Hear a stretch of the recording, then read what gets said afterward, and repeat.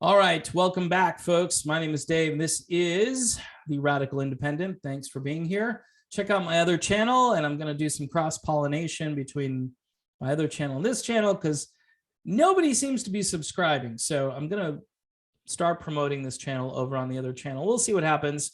Anyway, Donald Trump, his base, it's imploding, and it should implode really fast. CNN has been promoting CNN. Okay, so when CNN starts saying nice things about you, right? CNN talking about what Trump is saying about, you know, the thing, right? So Trump's out there saying, it's the greatest achievement in world history. It's the greatest thing humanity's ever seen. I did it. I have 3 of them. I've took all mine. I've gotten the extra one. And Bill O'Reilly up there too. If you're taking an extra one, oh yeah, of course. Of course, he hesitated a little bit and said, yeah, I was sure. Yeah, I did it. So, you know, a lot of people are calling BS on that. But the point is, he's out there as the lead salesman for Pfizer. And Bill O'Reilly, who used to kind of masquerade as someone who is conservative for the folks. I'm doing it for the folks. Everything is for the folks. Oh my gosh. Look, conservatives, can I tell you something? Just a little advice here. Conservatives are not conserving anything. They're not conserving the Constitution. They're not conserving the Bill of Rights. They're not conserving your freedoms. They're not conserving all of those things, the private sector, the spending. You know, I was in Campaign for Liberty years ago, and I didn't know how cool that organization was when I was in it. But it was like joining that was like a liberating experience because I kind of looked at the economy and liberty and actual real freedom in a whole new way. The conservative movement isn't conservative. That's their problem overall. And yes, there may be a few foot soldiers that are kind of doing a little bit here and there or trying, but unless the predominant strain of being conservative is actually conservatism, then it doesn't work. If you're a moderate, that's not conservative. If you're, you know, bought out by corporations and by lobbyists, that's not conservative. And you go down the list, you know, if you can be like that guy Crenshaw there, Dan Crenshaw, who pretends that he's like this big military hero and he wears the eye patch, you know, and he just thinks he's horrible. He's like the greatest bait and switch ever. And then you got Marjorie Taylor Greene, Matt Gaetz. These guys, they throw out some really good red meat and people eat it up. And then they do nothing afterwards. They do nothing to, it's like zero, nada, none. So I'm done. I'm completely done. Registered libertarian now. Mises Caucus all the way, because that's the only form of the Libertarian Party I would accept, because people like me can feel comfortable here and not feel like the only issue libertarians care about is legalizing as many drugs as possible. All right. I don't really care about that. You do what you want to do with your own life, but give me my freedom. Give me my freedom not to do what the government is eventually going to make you do.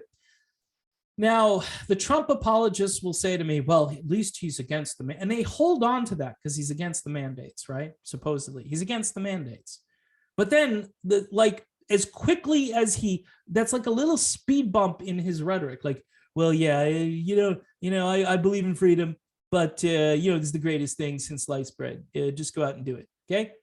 All right. Next question, please. And then it's like, boo, he gets booed, heckled. And then CNN is coming to his defense. CNN is defending Donald Trump against boos and hecklers, right? This is an insane, which it just shows you that people go, well, see, we knew it. We knew it. Guys like David Knight, who were right all along about Trump. And I don't, David took a big risk going out on his own and being his own guy. But, and Stu Peters now hammering, Alex Jones hammering. Good. Continue the hammering. I mean, you guys need, you know what? If all of these so-called conservative networks got together and said, you know, we're not going to support anybody from the establishment anymore. That means all Democrats and all Republicans. And so, again, your next question for me is then who? Well, we need a new movement. I believe the Libertarian Party could facilitate that movement if it gets its collective head out of its butt. It could do it. The power of the candidate themselves and focusing on a few very big issues that pretty much everybody can agree with. The government getting out of your life, the states getting their say, like it says in the Constitution. States don't have to go along with any federal mandates. That's unconstitutional. It's the 10th Amendment. The power always comes back to the individual in that state. It does not reside in DC. And if courts, look, if I read it and it tells me something, if it says, oh, the power is with the states and the people, and then the federal government says, no, we have the power, that's a violation. You don't need to be a lawyer or a judge to figure that out. It's written. A 5-year-old can look at it and go, yeah, these things aren't compatible. And the fact that there aren't politicians that are just willing to die on that hill, just say, nope. I mean, there's like 2 guys. Thomas Massey seems pretty good. Rand Paul from time to time is okay, but he's got a fundraising button. Every time he has a beatdown of Fauci and he makes a few good points, yeah, he fundraises off of that. But then, is anyone indicted? Is anyone thrown in jail? Are all of these mandates null and void? Did they stop with this emergency use authorization? Because that's what this is. I mean, technically, the clinical trials, I think, don't stop until 2023. And we're still in this. And even though the media and everybody's like, best thing you can do is go to CVS and go to Walgreens and go to Walmart and go to, you know, the roadside stand. I saw the sausage guy. He was also hawking the new variant killer. And it's like, huh? Stop it. Just a bit. But this is what Trump is signing on with here. And even though, again, he has a little blip where he says something about freedom, the bulk of his time with O'Reilly and when he sat down with Candace Owen was basically to say, I did this, I'm great, I'm stupendous, I saved the world, millions, maybe billions of people wouldn't be here right now. Okay, all right, and nothing went wrong. This is the most incomprehensible thing that someone with a straight face could say, everything's gone perfectly. And I'm not going to say certain words because I want this video to stand out there and you guys can figure out what I'm talking about here. But he's claiming no problems. None, not one problem. I don't know why people aren't rushing out to get it. I mean, I did this. And then the media is actually giving Trump credit. Yeah, he owns that. And he's taking credit for it. Good for him. And O'Reilly's out there talking to CNN saying, hey, good for Trump. I told him he owned this. And he's going to appeal to Donald Trump's going to appeal to a new group of people. How? What is he going to do? The Donald Trump, the compassionate Donald Trump? Donald Trump, the witty Donald Trump? I mean, he can be a little like Don Rickles here and there, but Rickles not even really in the same league as Don Rickles, but you know what I'm saying? It's like, so what's the rub? How is Trump going to kind of recalibrate? Because he's going to appeal to left-wing soccer moms? I don't know. What did people that want to take 17 of these things? Because it's good for their health. It's good for them, right? That's what you want to do. He's done. He's toast. I mean, you could stick a fork in his base, right? Because they're done. Most of the smart ones are done. Some people are going to be a cult of personality. He's so Donald Trump. He's playing 4D chess. He's got a plan, man. Just wait for it. Hello, it's almost 2022. What's the plan? I've been hearing this since like November 3rd. What's the plan? November 3rd of last year, by the way. What, you know, and there's no plan. Oh, well, you have to wait for the plan.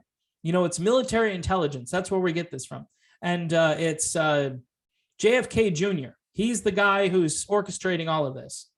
From where? The bottom of the ocean? I mean, did they recover him? I think they did, right? So, I mean, But this is the crackpot lunacy that is now running the show. It's running the show. It's basically saying that if you wait, something good's going to happen. And Trump loves that. Trump thinks to himself, let these people just say what they want to say. So long as they support me, I don't care. And we do need a leader who actually understands people and wants to help people, but also wants to shrink government and government control right now, especially the behemoth of all this money going out all over the place, because none of these locations are self-sustaining because they don't have industry, or they have economies that are built on one thing, like say going to war. Oh no, if we get into a war with how Biden's going to probably make 2022 a banner year for his presidency. He'll start a war. He'll start a war with some country that he knows we can compete with. It's not going to be Russia or China, because those guys will kick our ass right now. So the best thing you could do is start a war with a country who's, it's impoverished or doesn't really have a military, but maybe they're abusing their citizens, and our paratroopers will jump in there and save the day, and force everybody to go to CVS and Walgreens, or maybe we'll build the CVS and the Walgreens while we're there and then herd them all in, like all those people in Japan who all of a sudden, and again, we're not going to attack Japan. That's, it's already been done, but they're over there, and I think they all took the horse paste over there. I was watching Jimmy Dore do this good video about the horse paste, and apparently things have calmed down quite a bit in Japan, but you can't talk about that because you wouldn't want a solution. Instead, you've got now what they're trying to do here is the super reluctant people. This is the last sort of brick in the wall with the so-called reluctant Trump supporter, hesitant. Well, I used to be hesitant, but Trump said he did it 3 times. And so now it's my turn. And I'm gonna honor the president because I believe in him.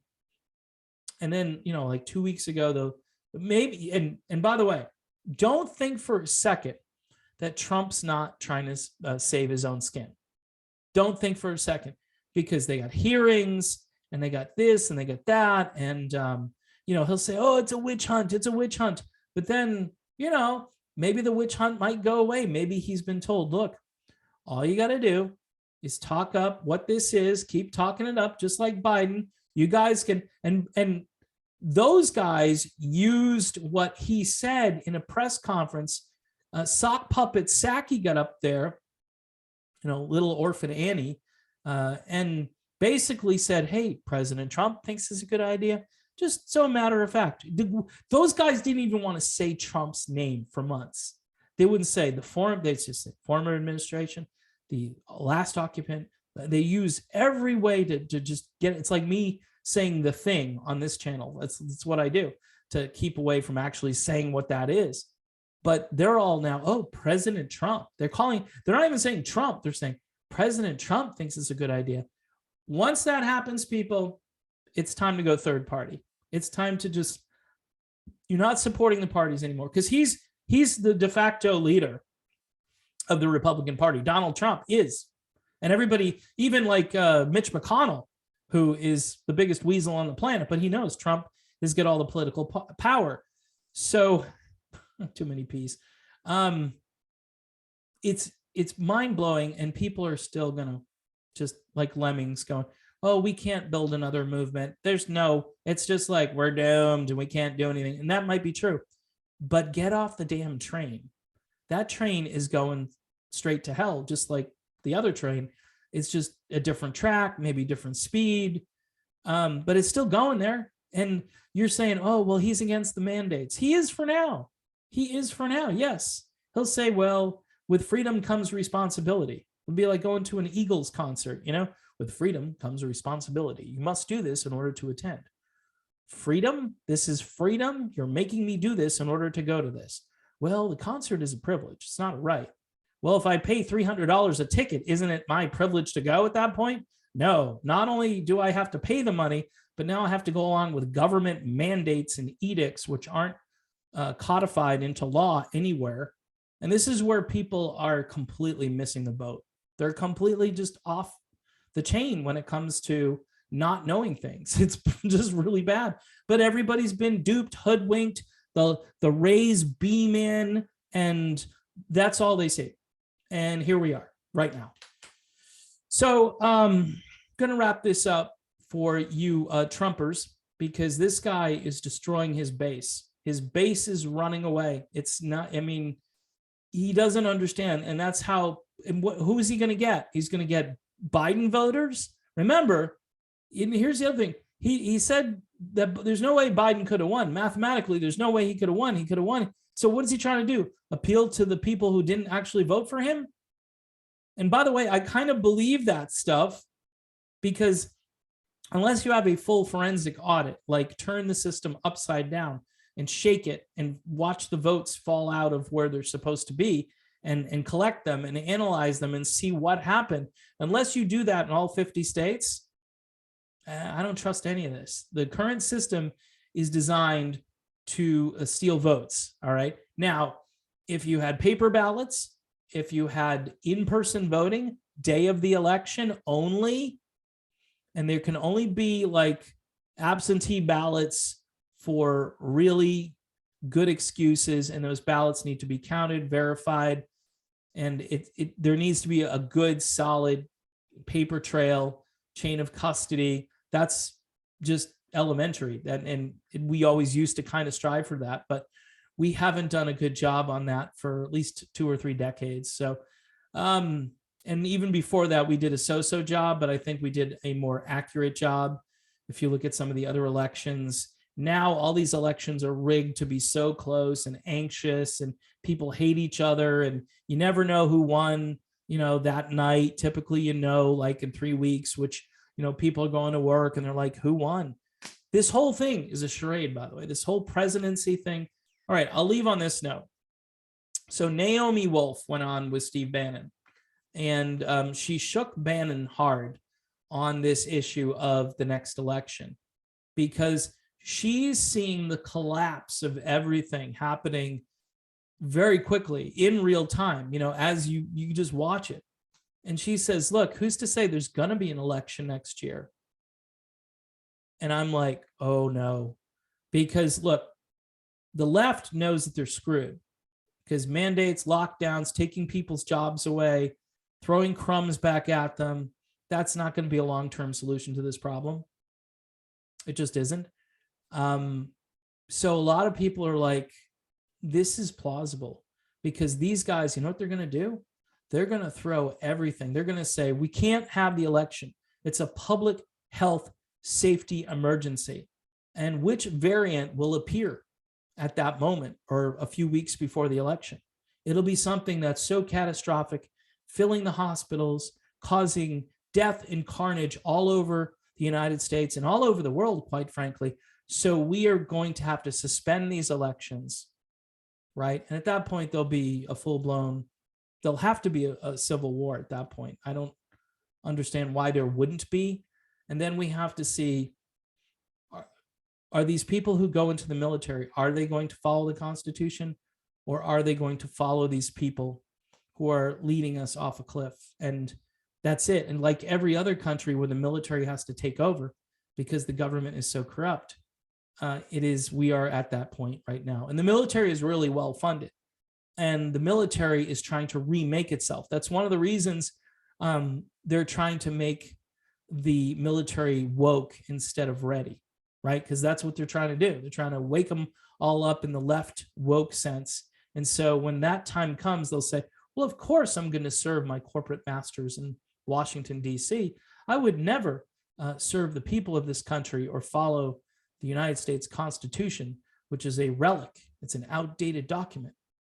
And that's exactly what is probably going to happen. So Naomi Wolf makes this prediction. I hope she's wrong. But if we don't have elections next year, it's time for secession. It's time for states to say, you know what? If we don't have representation in DC, and when we put representation there, it hits a brick wall and doesn't do anything, then what's the point? Let's bring it all back where we should, because that's more libertarian, constitutional. bring it back to the states, bring it back to the people. Florida, a lot of states could be, Texas, many states could be great little countries on their own. I mean, look at South America, all those countries scattered within South America.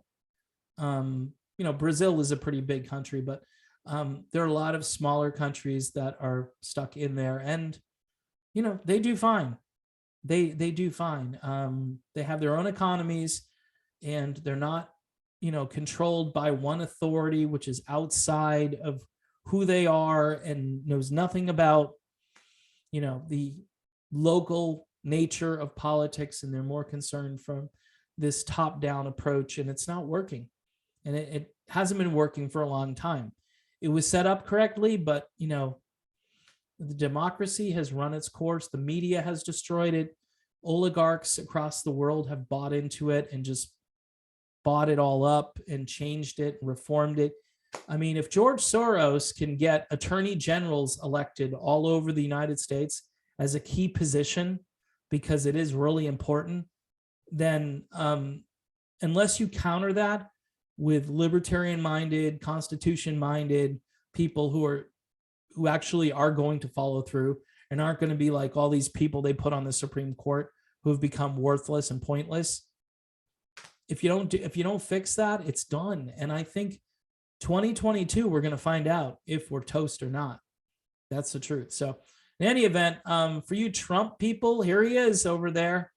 He's just telling it like it is, telling everybody it's the greatest achievement in human history.